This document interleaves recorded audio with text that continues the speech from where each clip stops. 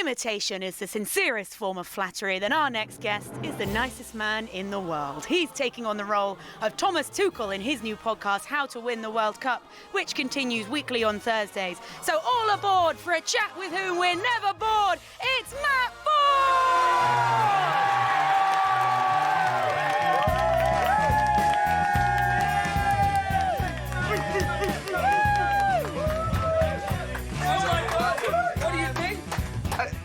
It is very intense. Yes. It's wonderful. Yeah. I mean, it wakes you up, doesn't it? It does wake you up, Boy. Yeah. So sitting on that chair on Friday was Chris Hemsworth.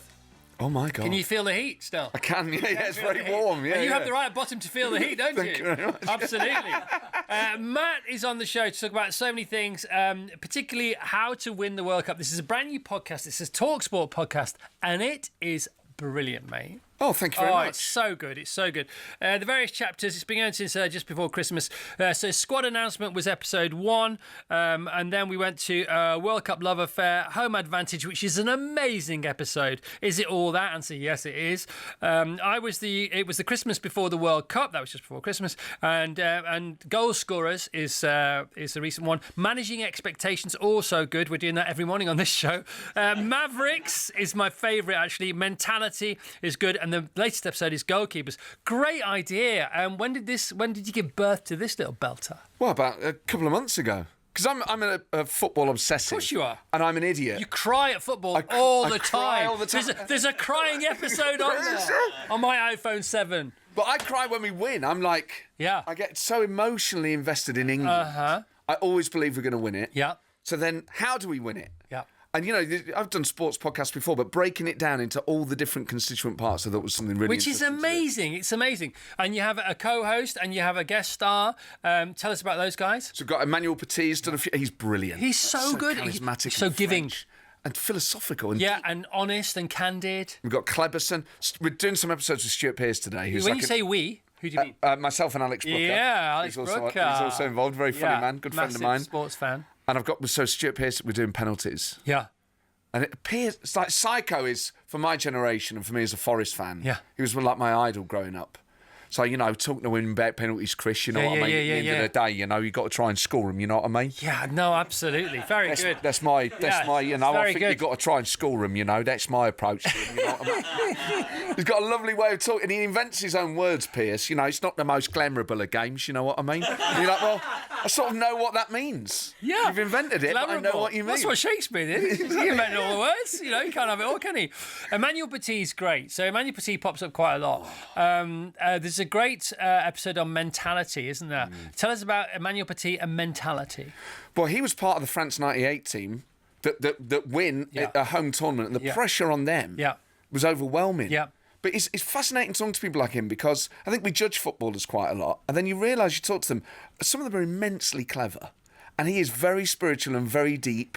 I mean, he's the sort of man, I think he's like even more of a man.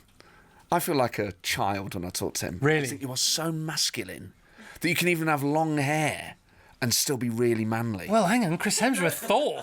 Well, yeah, exactly. You know, Maybe I've been getting it all wrong. Maybe I need to grow mine out. Yeah, I will. I wish I had the option. But anyway. Well, you say he's not an alpha male, is he? Because he's got this other thing going on, this other side. He's like the male and the female together almost, isn't he? That's the thing. He's the best of both. Oh, my gosh. And he really is the best of both. Like Kingsmill. He talks about Zidane, doesn't he? Oh, man. Tell us the difference between how French fans responded to Zidane being sent off in a World Cup, as opposed to the way we shamefully responded. By the way, we were all guilty for it. Oh, man. When Beckham was sent off. Oh, well, the French adore Zidane, and they totally understood it. Well, we adored Beckham. I know, but we're different here, aren't we? Yeah, so he explains the difference, though, doesn't he? Yeah, they were far more understanding and like... Because they love him. Yeah, whereas we were...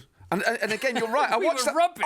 We were rubbish. I watched that Beckham documentary back. I was like, I used to boo him. Yeah, we all did at the time, you know. And he has forgiven us all for it, which makes us feel even worse. And he's there just going, you know, it was a very difficult time for me in Victoria, but you know, you get through it. You're like, oh God. I mean, I was only, but it would have been like 14 or 15. Yeah. But I'd have booed him at the time. But Zidane, it's the thing about Zidane was sent off against Saudi, was it? He's sent off in the final against Italy. Against Italy. Headbutts the guy. Of course he was. Sorry, of course he was. It's incredible. And he was sent off 10 times in his career.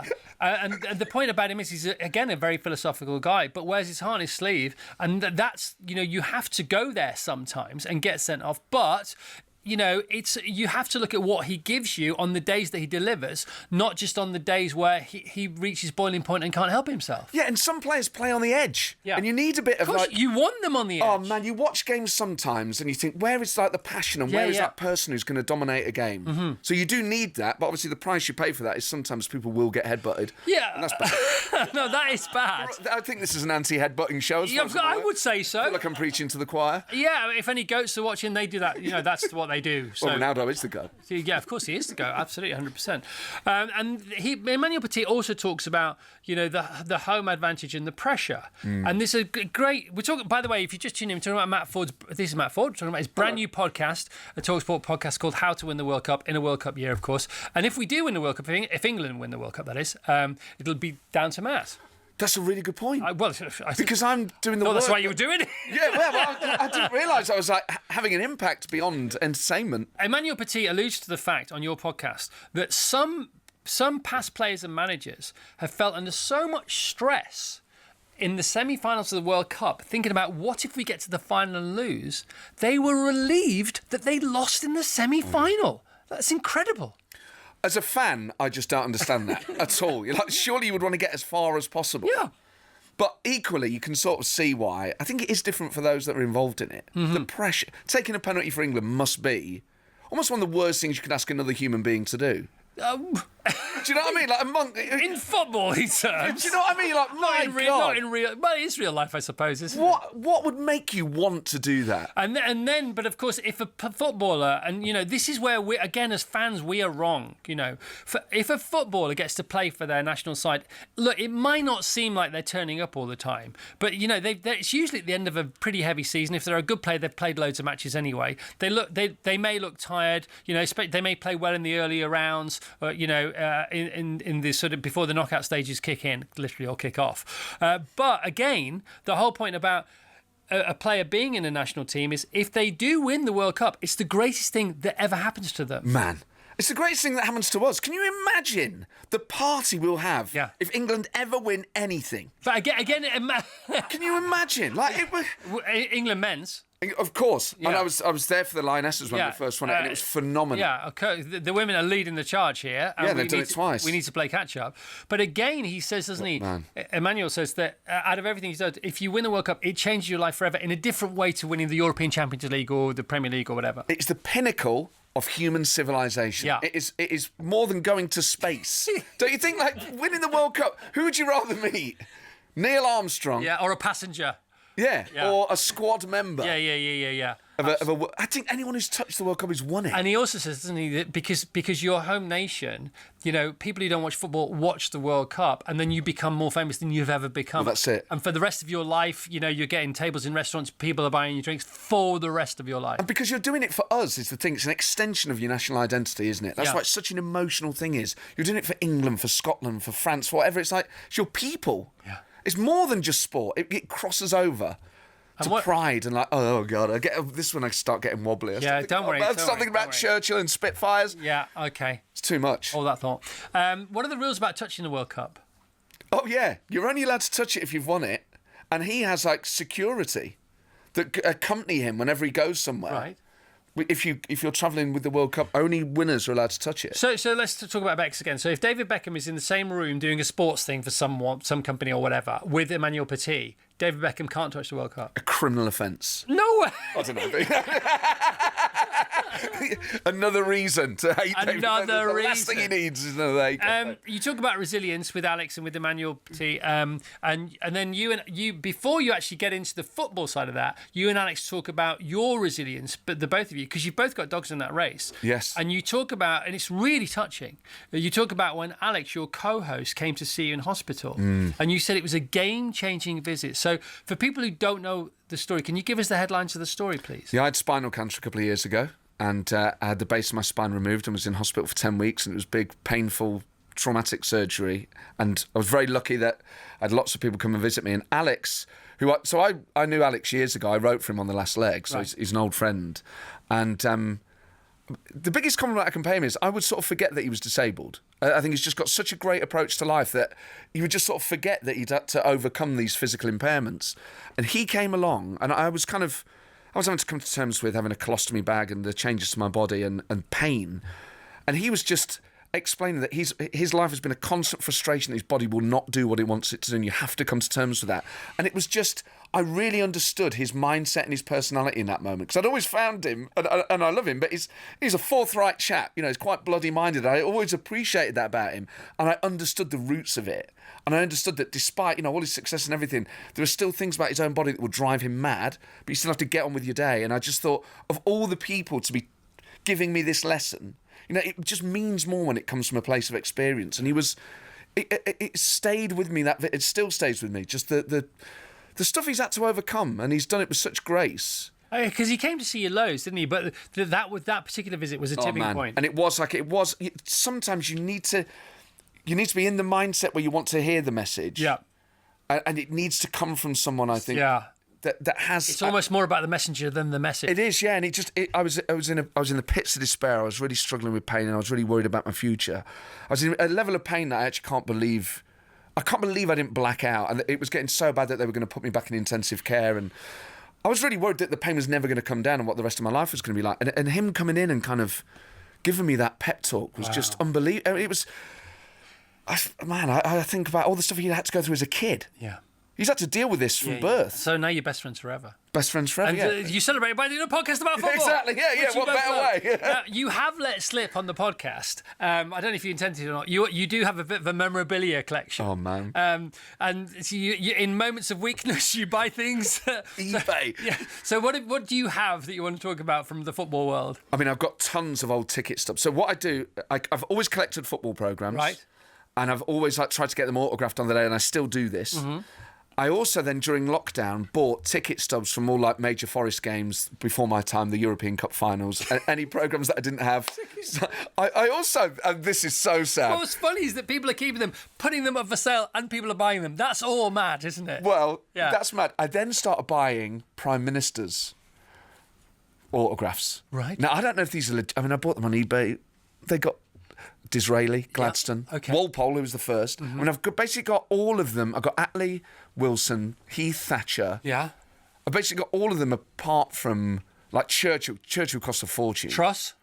I haven't got Truss yet. But that happened so quickly. But I will try and get it. I've got Boris Johnson's. I'm trying to get so quickly. I love it. And I know it's sad, but then I'm like, once you start collecting something... Yeah, I wanted to stick to football, but it's okay, we've slipped into politics. I know, it's so sad. Fine. But Prime Ministers, and then, Alf Ramsey, 66. Yeah.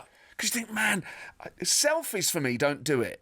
I don't really want a picture. It's cool to have a picture with someone, but the idea that a historical figure has touched that, that has left their mark. It's a bit like art, isn't it? But we're amongst it here. You understand the value of it. That's why we do it. That's why we do it. You please sign it in a moment or two. That'd be great.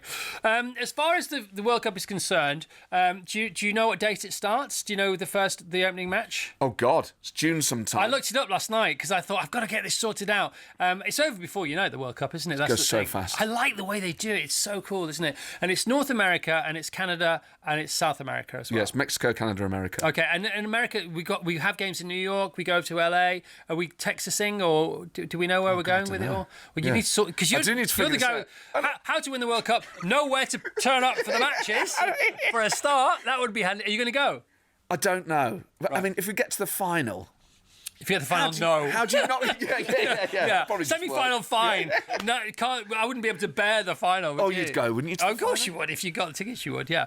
Now, of course, you're on tour as well. Not of course, but you are on tour as well. Defying Calamity continues this Thursday, 5th of Feb, at Lancaster's Grand Theatre until Wednesday, the 10th of June at Chipping Norton, the theatre there. So this is a tour. How's it going? Brilliant. What happens in the tour? Are you still funny? Are you still great? I think so. Yeah, I believe so. Yeah, it feels like I am. Okay, people are laughing, so they agree. What's happening?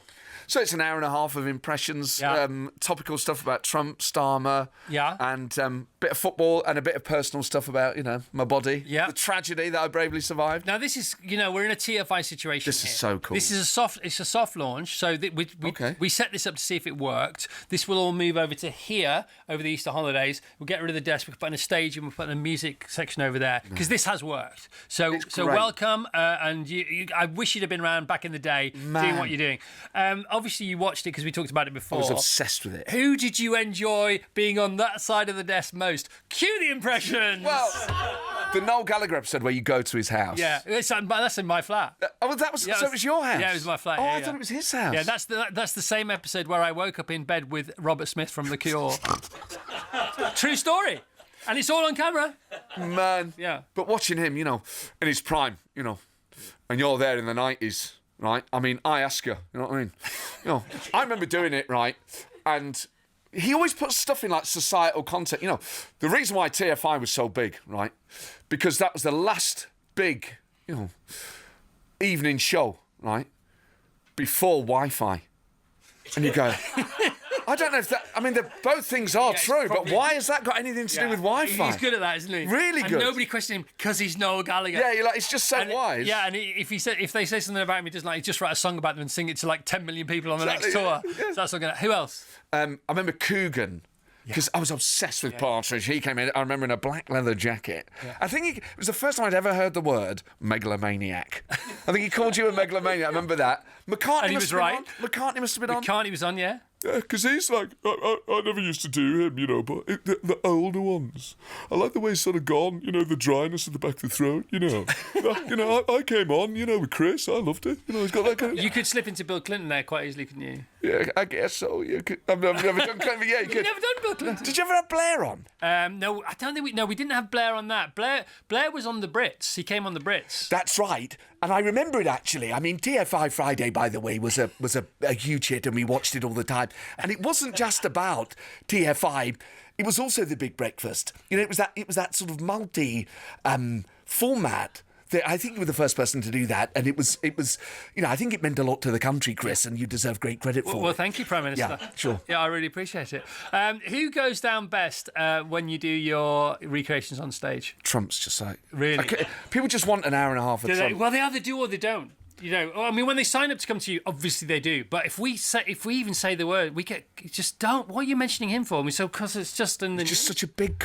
In a way, I have to take my personal feelings out of it. Yeah. He's just such a dominant comedic character. Yeah. It's great to be here on FBI Friday. Everybody loved it, and it was the best. You used to hunt people down. You'd find them. It was great, and it was probably the best crime show we've ever seen. Thank you. And then the big breakfast where they get their final meal before being on death row. It was groundbreaking. Yeah. We loved it. You Oh got to my bring it gosh. back. Oh my And God. Craig, it's great to see you again. Thank you very much. Yeah, good, excellent. Wow, so funny. Now, I've been through the chapters on your amazing podcast, How to Win the World Cup. They're the ones that are out now. And it sounds like you've actually listened to it. Oh, I love it. But which is really, you usually do interviews to promote things. You don't expect people to have done that. I always do. I call it respect the guest. Because it Well, makes it's because huge respect. you now pick up on that, don't you? And you get it. Makes a huge Yeah, difference. Kiara said the same thing last week. Chris Evans said the same thing. You got to do it. I mean, so many people don't. You can see it on their faces. You can see like certain hosts on certain shows who are interviewing A-listers,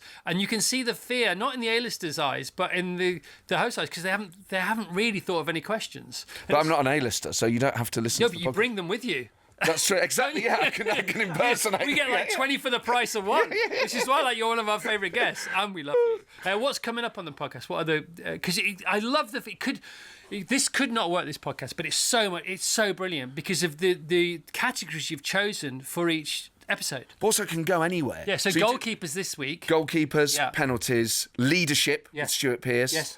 And then obviously there's all sorts of other things that you could actually get quite detailed and nerdy about it, which I'm really keen to do. Ages of the side. What does weight or height make any difference? Is there any interesting data out there that would suggest a kind of thing that you could do? Do you need like a big midfielder or... Give us a minute on the home advantage factor.